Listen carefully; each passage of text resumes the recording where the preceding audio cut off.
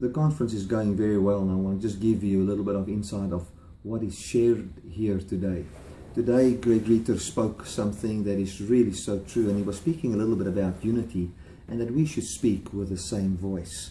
And that brought the following verse to my mind, and I want to just share this with you. And this will be so perfectly in line with the session today. I didn't preach today, but I'll be doing a session tomorrow, and then on Sunday morning I'll be preaching in the church here.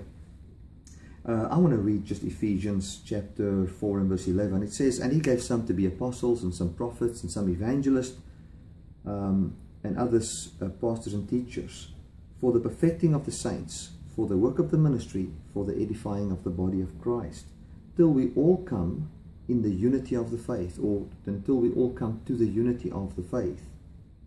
In other words, he wants people to come to the unity of the faith. Let me read it here. Till we all come in the unity of the faith. So he wants people to come in the unity of the faith, or into the unity of the faith. What does it mean to come into the unity of the faith? The faith has got a certain unity.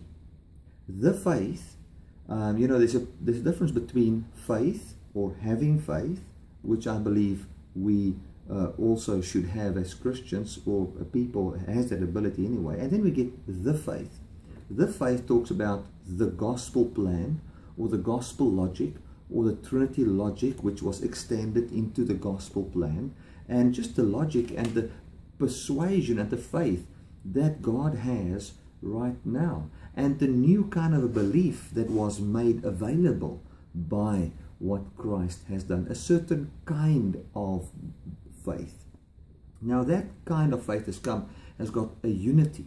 So he wants the church to come to the unity that is in the faith. What is the unity that is inside the mind of God?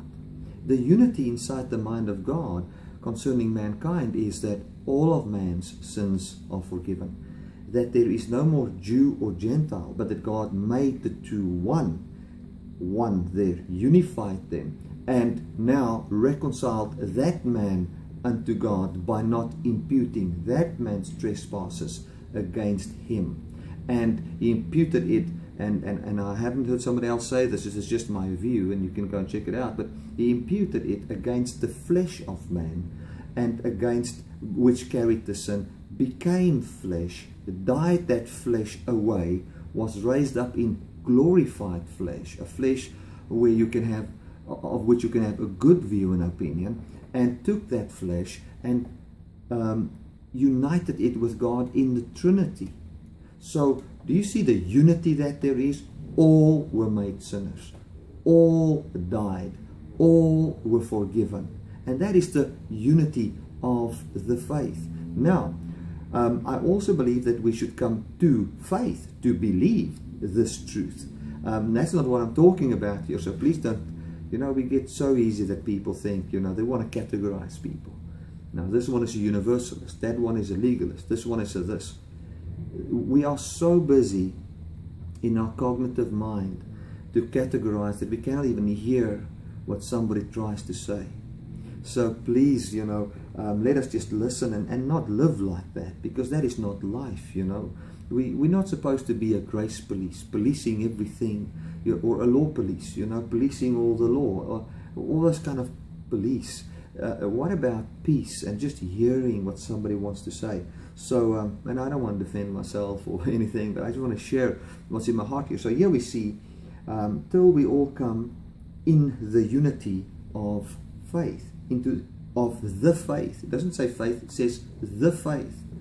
So the faith has got a unity, and the work of the fivefold ministry is to get people to enter into the unity of the faith and of the knowledge of the Son of God. So they must come into the unity of the faith, and we can also read it as into the unity that God has got knowledge of.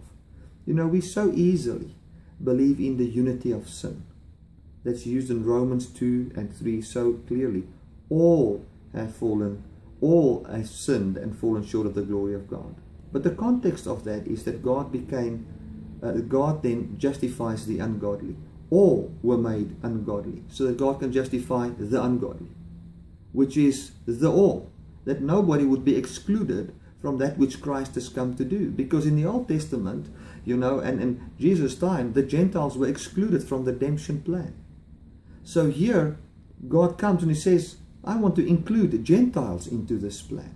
I'm not saying everybody is saved. I'm just saying that what Christ has done is done for all. So that we can go out there and say, all people's sins are forgiven. All people are loved by God. All people stand in the innocence that is provided by God. So that whosoever of that all that can believe this truth can be saved and find that their life is born from that truth. Let us come to the unity of the faith.